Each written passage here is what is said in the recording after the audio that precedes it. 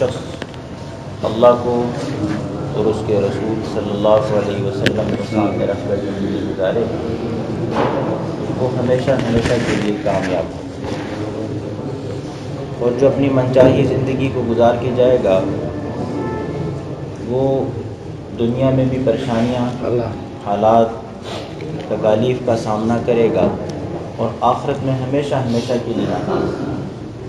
نبی علیہ السلام کی حدیث میں مفہوم ہے الکیس من دان نفسہ وعمل لما بعد الموت۔ اللہ کے نبی نے فرمایا عقل مند شخص وہ ہے جو اپنی خواہشات کو دبا کر زندگی گزارے، دل میں جس چیز کی چاہت ہے اس کے اوپر قدم رکھ کر زندگی گزارے اور ایسے عمل کرے جو موت کے بعد کام آنے والے۔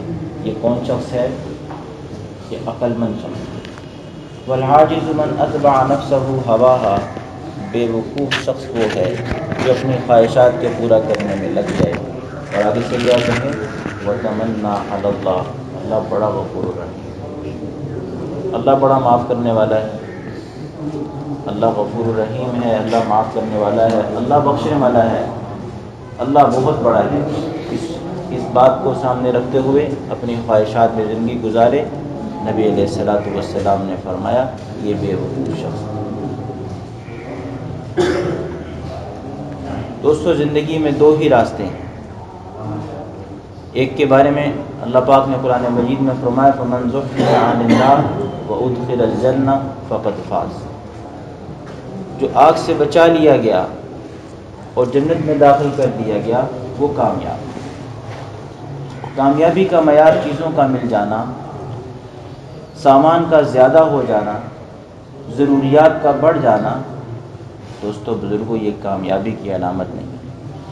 آج جس ماحول میں ہم زندگی گزار رہے ہیں ہر طبقے میں کامیابی کا معیار یہی بنا دیا گیا، یہاں تک کہ اس کو اتنی کامیابی سمجھنے لگے کہ بسا اوقات میرے جیسے بے وقوفی میں یہ سمجھ جاتے ہیں کہ اللہ پاک راضی ہے اس لیے اتنی برکت ہے، اللہ پاک راضی ہے اس لیے یہ برکت ہو رہی ہے، اللہ پاک کی انعامات کی بارش ہو رہی ہے، اللہ پاک کی رضامندی کی علامت ظاہر ہو رہی ہے۔ اللہ نے کہا نا تم نیک کام کرو میں دنیا بھی اچھی کروں گا آخرت بھی، دنیا میری اچھی ہو رہی ہے۔ نہیں دوستو، دنیا کا اچھا ہونا کسی بھی زمانے میں اسباب اور وسائل کے زیادہ ہونے کے ساتھ نہیں، وہ تو اللہ کے قرب کے ساتھ۔ ابوبکر صدیق کا زمانہ مال کی کثرت شروع ہوئی، صحابہ نے دیکھا ابوبکر صدیق پریشان، انہوں نے کہہ دیا کہ اے امیر المؤمنین یہ تو اللہ کی نعمت ہے اور یہ اللہ کے وعدے ہیں، اللہ نے آپ کے اوپر فتوحات کا دروازہ کھولا ہے، ابتدا تھی تو بالکل ابتدا تھی۔ ابوبکر صدیق نے فرمایا اس کا مفہوم ایسے ہی ہے کہ اگر یہ خیر کی چیز ہوتی تو نبی علیہ السلام کے زمانے میں۔ پھر عمر فاروق کا زمانہ آیا اور فتوحات ہوئیں، 22 لاکھ مربع میل تک حکومت چلی گئی، کیسر و کسریٰ کے سارے جو تاج و محل تھے وہ ٹوٹ کے ریزہ ریزہ ہو گئے، سارا کچھ مسلمانوں کو بیت المال میں آ کر اکٹھا کر دیا گیا۔ آتا ہے روایات میں گھروں میں سونا چاندی ہیرے جواہرات ایسے رکھے ہوتے تھے جیسے آج گھروں میں غلہ رکھا ہوتا، اتنی کثرت۔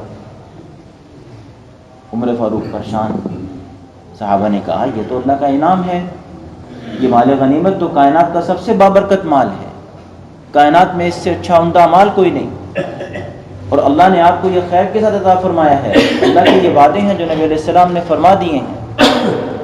تو عجیب جواب ارشاد فرمایا، کہا اگر اس مال میں خیر ہوتی، اس مال میں فتح ہوتی، اس مال میں عزت ہوتی، اس مال میں بلندی ہوتی تو جن کے پاس سے آیا ہے ان کو ملتی۔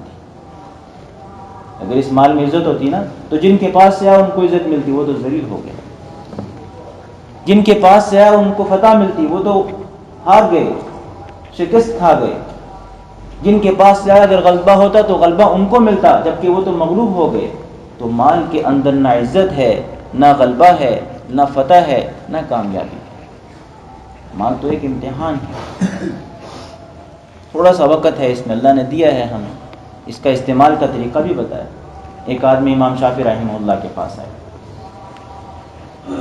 آ کر کہنے لگا کہ حضرت مجھے یہ بتائیں میں اللہ کی نظر میں کیسا ہوں؟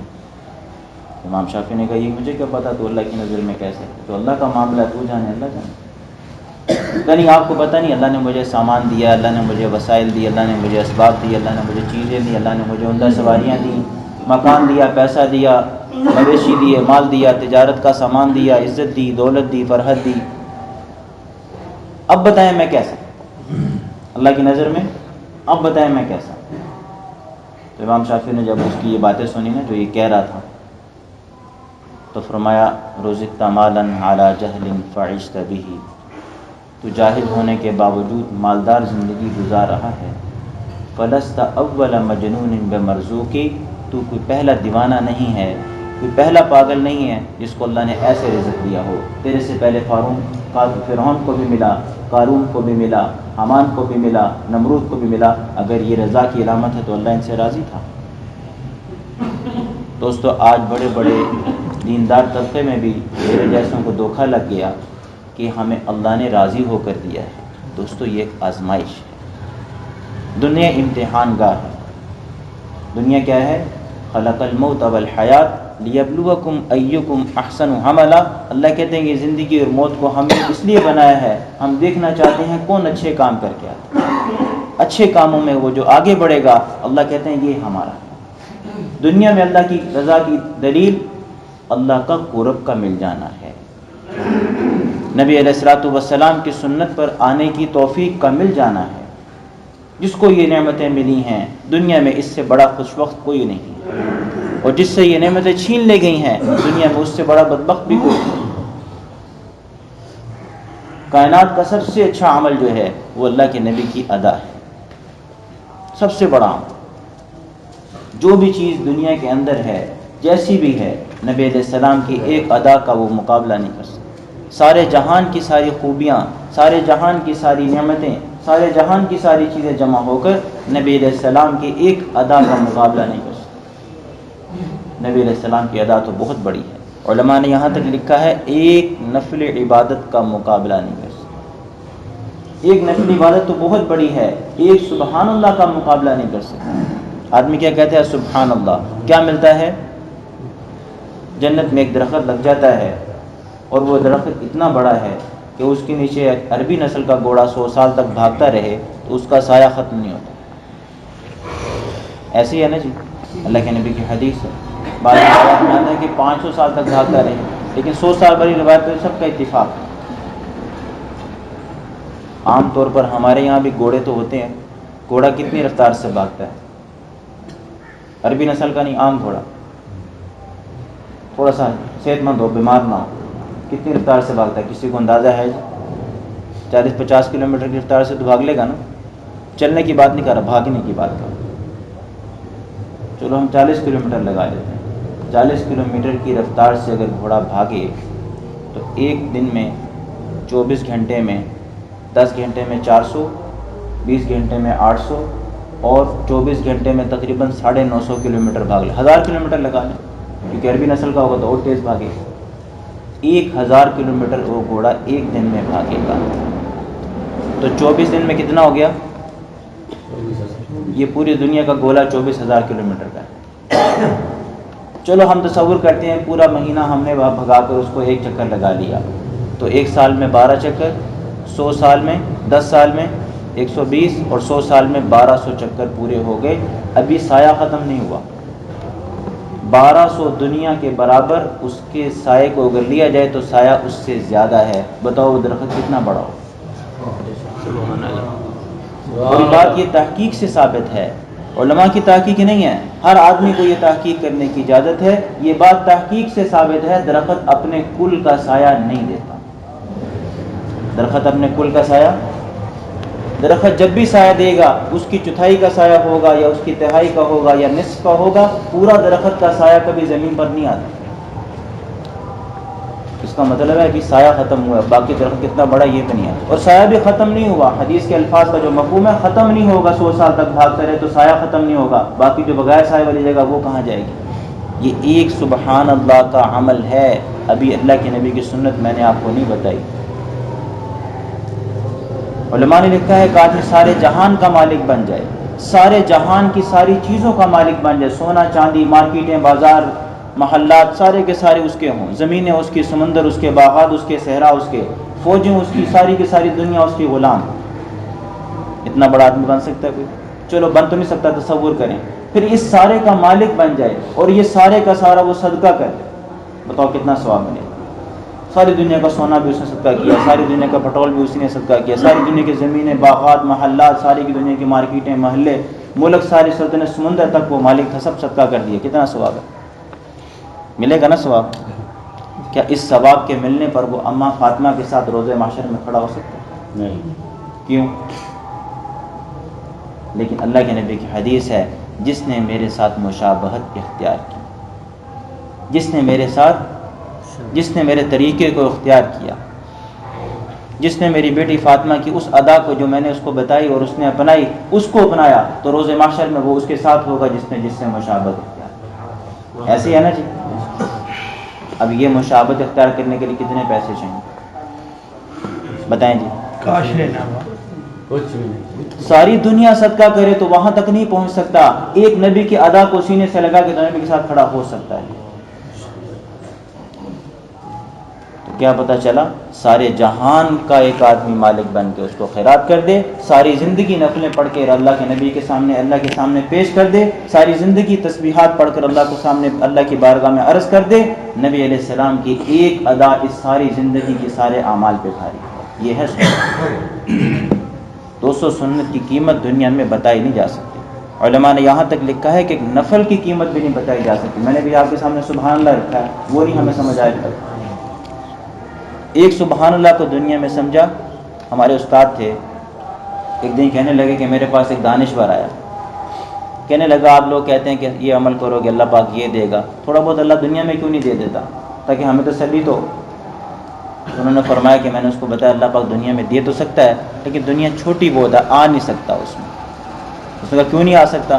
اس نے کہا ایک سبحان اللہ کا. استاد جی کہتے ہیں میں نے کہا ایک سبحان اللہ کا یہ ثواب ہے کہ اس پہ ایک درخت ملتا ہے، اور میں نے بتایا کتنا بڑا، بھی آپ کو پتہ لگ گیا نا کتنا بڑا.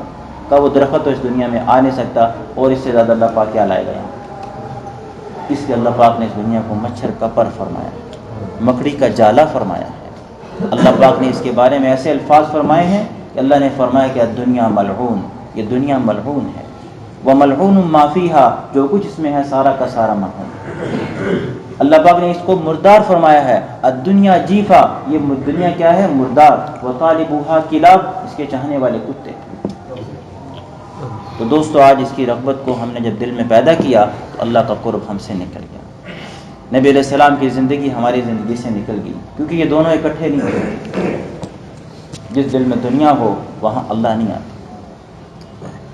اللہ اسی دل میں آتے ہیں جہاں سے دنیا نکل جاتی ہے. اور جب تک دنیا کا شوق دل میں باقی ہوتا ہے، نبی علیہ السلام کی زندگی پر آنا رکاوٹ بنتا ہے یہ دنیا کا شوق.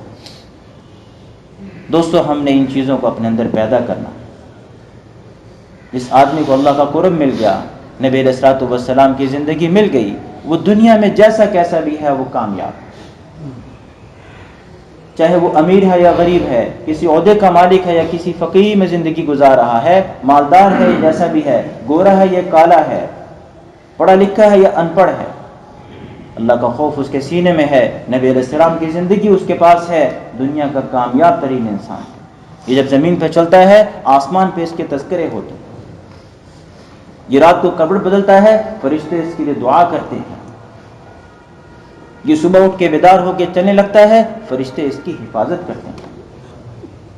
ہاں، اللہ والوں کی حفاظت کے اللہ نے وعدے کیے ہیں، ہر زمانے میں کیے ہیں. یہ صرف صحابہ اور انبیاء کے ساتھ خاص نہیں ہے. جو بھی ان صفات کو لے کر دنیا میں زندگی گزارے گا، اللہ کی ذات عالی پر یقین، نبی علیہ السلام کی زندگی کو 100% اپنائے گا، اللہ کہتے ہیں ہم اس کی اپنی ذات سے حفاظت فرمائیں. اور جس کی حفاظت اللہ فرماتے ہیں اس کو کوئی نقصان نہیں پہنچا سکتا. اللہ کے وعدے اعمال کے اوپر ہیں.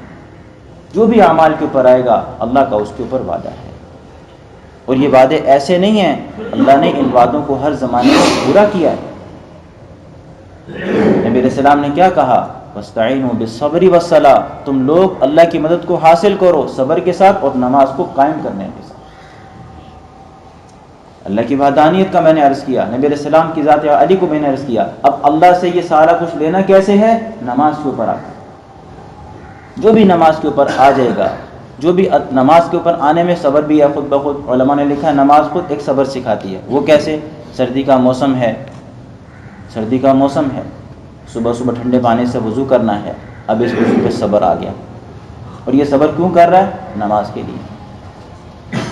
صبح صبح اٹھنا ہے، اٹھنے میں دل نہیں کرتا، لحاف کو چھوڑنا، اس میں سے نکلنا، اب وہ سب کچھ نکلنے پر صبر کر رہا ہے، آگے نماز آئے گی، وہاں نماز جب بھی آئے گی صبر کو ساتھ لے کر آئے گی۔ اور یہ دونوں پہ اللہ کا وعدہ ہے، یہ جو بھی آدمی ان دونوں کو پورا کر لے، اللہ کہتے ہیں میں اس کے ساتھ ہوں۔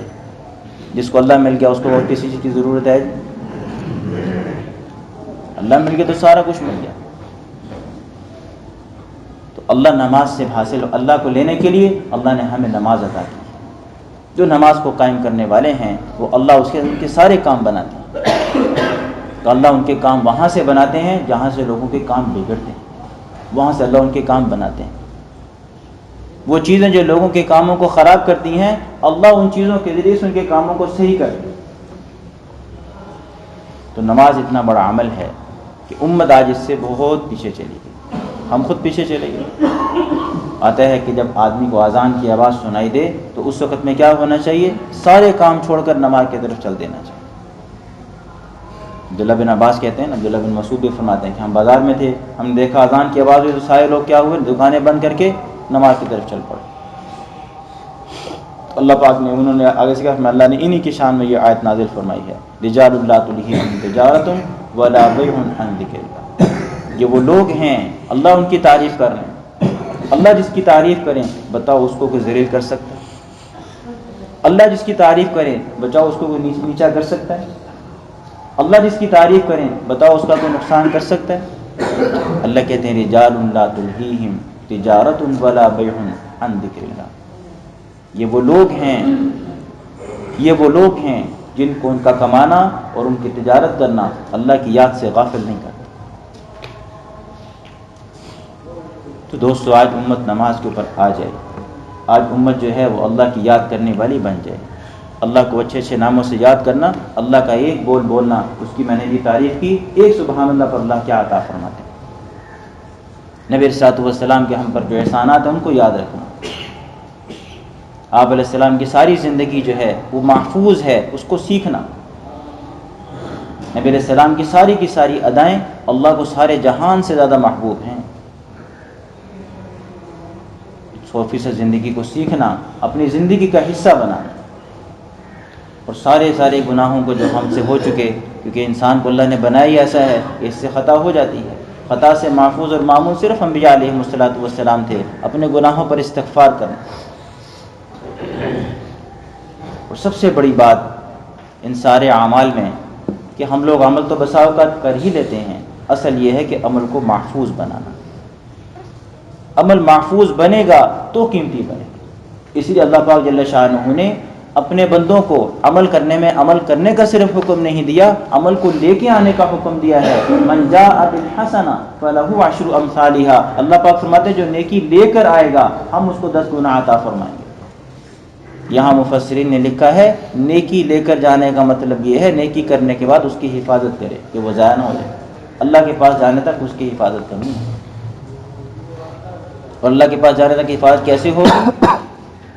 کیسے ہوگی جی؟ کہ اللہ کے پاس جانے کے لیے حفاظت کے لیے 2 بنیادی چیزیں فرمائی ہیں علماء نے، وہ دونوں کرنی ہوں۔ ایک تو کسی کے ساتھ زیادتی نا انصافی نہ ہو کہ اگر حق مان لیا نیکی ضائع ہو جائے گی، دوسرا اس میں اخلاص بھی ہو کہ ریاکاری والی نیکی بھی ضائع ہو جائے۔ عمل کیا بعد میں کس کو بتایا، وہ جی میں نے حج کیا تھا ایسے کیا تھا، ختم، ضائع ہو۔ یہ عمل کیا بعد میں کسی کی ٹانگ بھی کھینچ دی، ساتھ میں عمل چھوٹا تھا ٹانگ کھینچی تو وہ بڑا گناہ تھا۔ تو دوستو دنیا کے اندر 2 چیزیں ہیں، ایک کو تو ہم نے یاد بھی نہیں کیا، دوسری کا تو کسی کو پتہ بھی شاید نہیں۔ ایک ہے انصاف۔ انصاف کیا ہے؟ میرے بھائی کا میرے پر حق ہے، میری بہن کا میرے اوپر حق ہے، میرے ہمسائے کا میرے اوپر ایک حق ہے، میرے دوست کا میرے اوپر حق ہے، میرے والدین کا میرے اوپر حق ہے، اس کو ادا کرنا کہلاتا ہے انصاف۔ جیسے رات بھی بات چل رہی تھی بیان کہ آج ہم لوگ سبھی اس میں مبتلا ہیں، اللہ ہماری حفاظت فرمائے، اللہ ہمیں صحیح راستے پہ چلنے کے لیے توفیق بھی دے اور ہمیں اس کے لیے قبول بھی فرمائے۔ یہ مذاکرہ اسی لیے ہوتا تھا کہ ہم لوگ ان ساری باتوں کو زندگی میں لانے والے بن جائیں۔ بہن کا حق بنتا ہے وراثت میں، نہیں دیا، اب اگر دے دے گا تو اس پر کوئی احسان نہیں ہے، یہ اس کا حق ہے، یہ اکرام نہیں کیا اس نے۔ اکرام کا درجہ تو یہ ہے کہ ہم اس کو اس کے حق سے زیادہ دیں، یہ اکرام ہے۔ کہا جو لوگ حقوق ادا کرتے ہیں، جو لوگ انصاف کرتے ہیں، وہ معاشرے ترقی کرتے ہیں، اور جو قومیں اکرام کرتی ہیں وہ معاشرے کے اندر حکومت کرتی ہیں۔ تو آج ہم ترقی سے بھی محروم ہیں اور حکومت سے بھی محروم ہیں، اور ان دونوں کا ایک ہی فارمولہ بتایا۔ پہلا کیا تھا؟ ترقی کرنے کا فارمولہ، وہ کیسے ہوگی؟ جب انصاف ہوگا، یہ قومیں ترقی کریں گی۔ اب ترقی کے اوپر کیا ہوتا ہے؟ ترقی جب آدمی کرتا ہے کہتا ہے ترقی یافتہ قوم جو ہوگی اس پہ ہر کیا چاہتا ہے؟ میری حکومت ہو، ترقی یافتہ مملکت ہو، ترقی یافتہ جزیرہ ہو، ترقی یافتہ اقوام ہو، ترقی یافتہ لوگ ہوں، تو ہر آدمی کیا چاہتا ہے؟ یہاں پر ہماری، اللہ پاک کہتے ہیں اب حکومت کرنی ہے تو اکرام، اب اکرام کرے گا تو اس کو وہاں پہ اللہ حکومت بھی عطا فرمائے۔ ایک چھوٹا سا میں قصہ عرض کرتا ہوں۔ عبداللہ بن زبیر کی اور معاویہ بن سفیان رضوان اللہ اجمعین دونوں کی زمین اکٹھی تھی۔ عبداللہ بن زبیر ابن عوام جو تھے یہ نبی علیہ السلام کے بہت قریب لوگوں میں سے تھے، اور حواری رسول زبیر ابن عوام کے بیٹے تھے۔ نبی علیہ السلام سے ان کو محبت بھی تھی اور انہوں نے نبی علیہ السلام کا قرب بھی بہت پایا۔ اور ادھر معاویہ بن سفیان جو تھے وہ کاتبین وحی میں سے تھے، وقت کے اس وقت امیر تھے، خلیفہ تھے، جب کا قصہ ہے۔ امیر المؤمنین معاویہ بن سفیان تھے۔ تو عبداللہ بن زبیر اور معاویہ بن سفیان کی زمین اکٹھی تھی۔ تو ایک دن عبداللہ بن زبیر نے معاویہ بن سفیان کو خط لکھا۔ خط میں کیا لکھا کہ آپ کی میری اور زمین اور میری زمین اکٹھی ہے، آپ کے غلام، آپ کے ملازم میری زمین پر تجاوز کرتے ہیں جس سے میری زمین کو نقصان پہنچتا ہے۔ کام کاج میں ہو جاتا ہے، جب آدمی کھیتی باڑی میں کام کرتا ہے یہ چھوٹی موٹی چیزیں ہوتی رہتی ہیں، اس سے آدمی جتنا بھی بچنا چاہے کوئی نہ کوئی ہو جاتا ہے، یہ کام ہی ایسا ہے۔ جب یہ آپ کے ملازم میرے زمین پر تجاوز کرتے ہیں جس سے میری زمین کو نقصان پہنچتا ہے، لہذا آپ اپنے ملازموں کو سمجھائیں ورنہ میں ان کی خود خبر لوں۔ خط عبداللہ بن زبیر کا معاویہ بن سفیان کے پاس پہنچا۔ معاویہ بن سفیان نے خط پڑھا۔ خط پڑھنے کے بعد ایک لمبی تفصیل ہے، لیکن میں اس کو مختصر کر کے جو مقصود ہے اس کی طرف آنے کے لیے بات کو پورا کرتا ہوں۔ معاویہ بن سفیان نے خط کا جواب لکھا۔ جب خط کا جواب لکھا وہ خط عبداللہ بن زبیر کے پاس پہنچا۔ عبداللہ بن زبیر نے جب خط کو ایسے پکڑا، اس پہ پتہ کیا لکھا ہوا تھا؟ الی ابن حواری رسول اللہ صلی اللہ علیہ وسلم۔ یہ ایک عجیب عنوان ہے، اس کو سمجھنے کے لیے ایک لمبی تفصیل ہوا کرتی ہے۔ میں صرف اتنا بتا دیتا ہوں کہ جب کوئی بڑا آدمی چھوٹے آدمی کو خط لکھتا ہے نا تو اس کے قانون اور ہیں، جب کوئی چھوٹا آدمی بڑے آدمی کو خط لکھتا ہے تو اس کے قانون اور ہیں۔ یہ سارے نبی علیہ السلام نے ہی ارشاد فرمائے، سنت سے ہی ثابت۔ نبی علیہ السلام جب خط لکھا کرتے تھے کسی گورنر کی طرف یا کسی اپنے صحابی کی طرف تو پہلے اپنا نام لکھتے تھے، بعد میں اس کا، جیسے کہ بہت سے خطوط بادشاہوں کی طرف لکھے گئے، اوپر اپنا نام لکھا تو اس پر وہ بادشاہ ناراض ہوئے، آپ نے سنے ہوں گے واقعہ۔ تو بڑے آدمی کا نام ہمیشہ اوپر آتا، چھوٹے کا نیچے۔ آپ بھی جب سکول وغیرہ میں پڑھنے جاتے ہیں وہاں سکھایا جاتا ہے کسی پرنسپل کو خط لکھنا ہے، کسی افسر کو خط لکھنا ہے، کسی افسر کو درخواست کرنی ہے تو پہلے اس کو اوپر نام لکھیں گے، آخر میں اپنا نام نیچے لکھیں۔ لیکن کسی اپنے ماتحت کو پیغام دینا ہے، کسی اپنے شاگرد سے بات کرنی ہے تو اوپر اپنا نام لکھیں گے تاکہ شاگرد کو اہمیت سمجھ آئے کہ اب کہ استاد کی طرف سے پیغام ہے، افسر کی طرف سے رکا ہے، اس کی بات کی وزن کو اس کو سمجھ سکے۔ اب بڑا کون ہے؟ امیر المؤمنین۔ بڑا کون ہے؟ امیر المؤمنین معاویہ بن سفیان۔ خط لکھا جا رہا ہے ایک رعایا کے ایک آدمی کو جو کہ مامور ہے، ایک رعایا کا ایک شخص ہے، کوئی عہدہ نہیں ہے ان کے پاس۔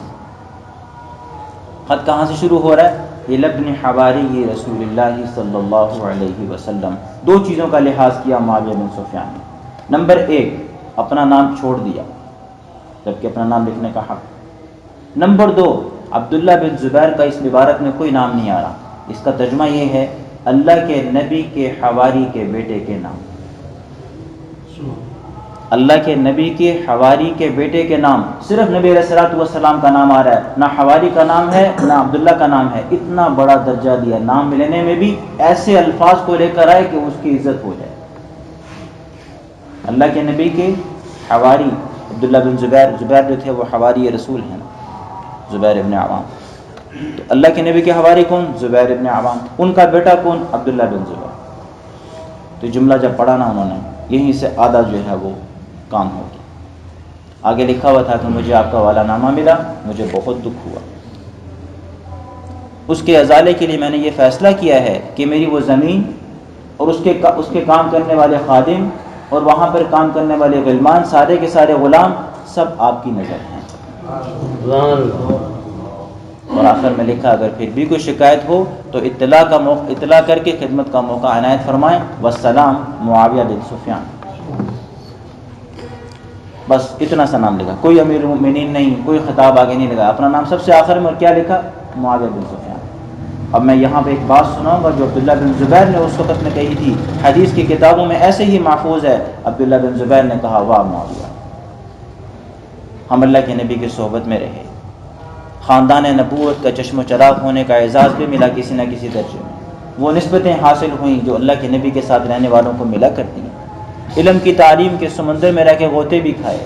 ساری کی ساری وہ خوبیاں جو دنیا میں کسی صفات کو بیان کرنے کے لیے ہوا کرتی ہیں ہم نے وہ حاصل کی. لیکن معاویہ تیرے ان اخلاق نے تجھے ہمارا بادشاہ بنا،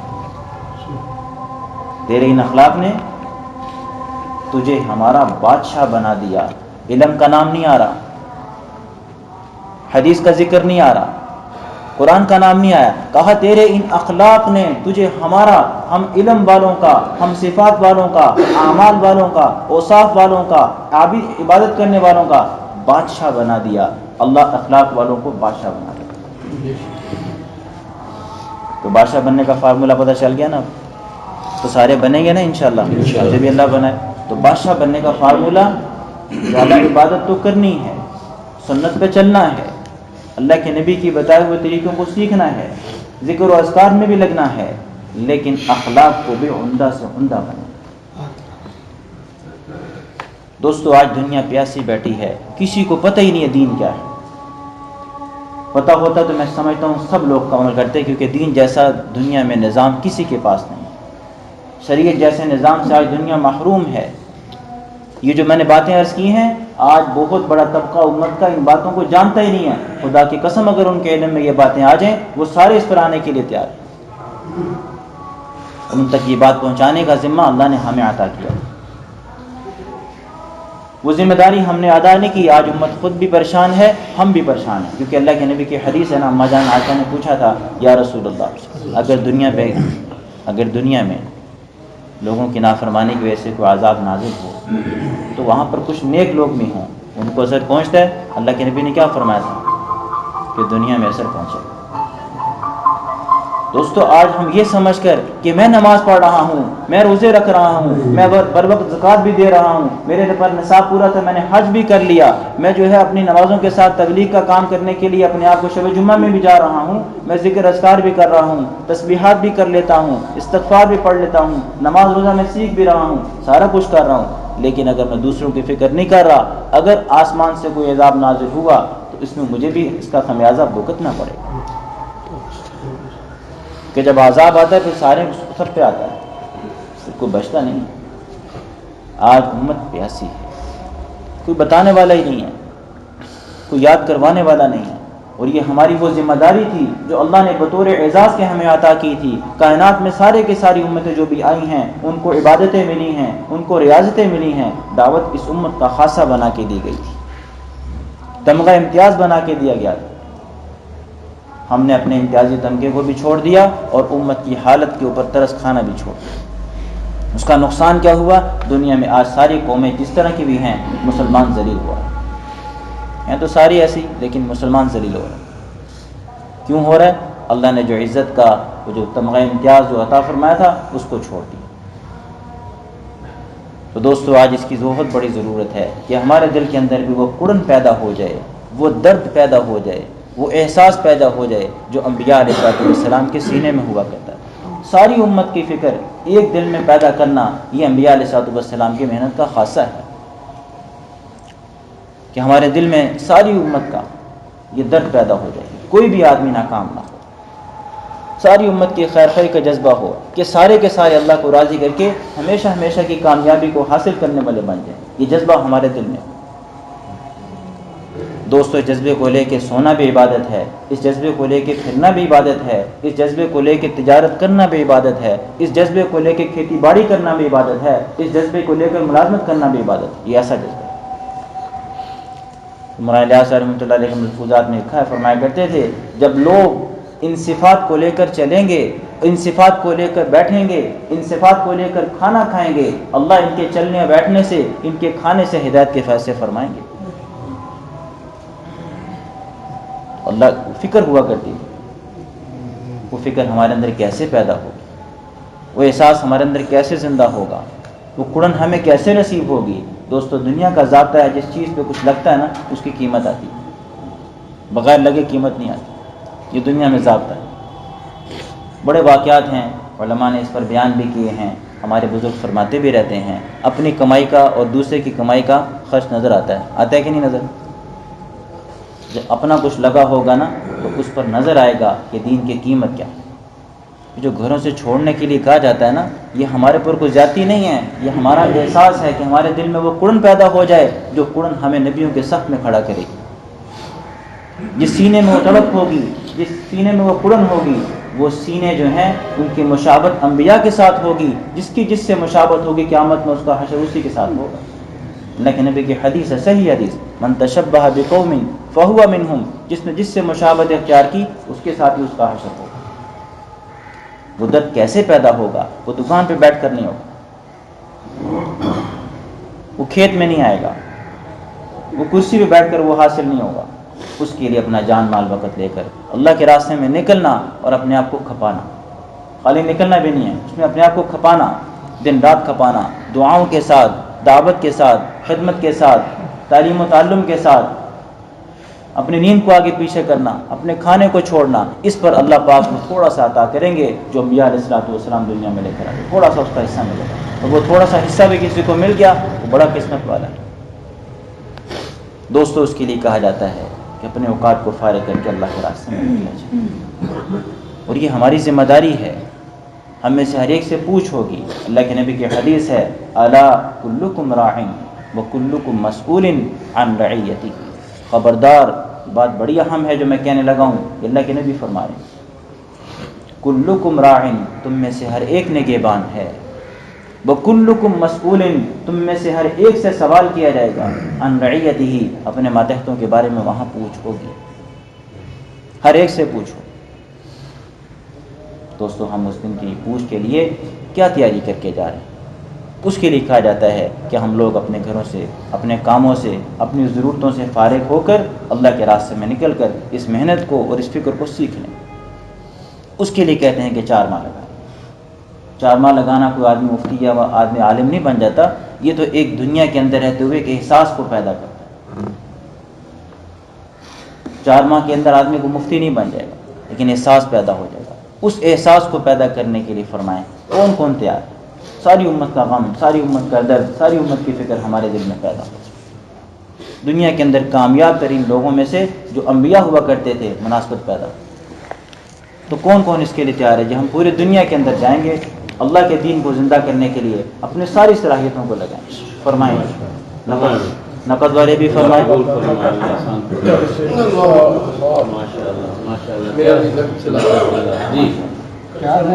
ماشاء اللہ قبول فرمائے، اور ماشاء اللہ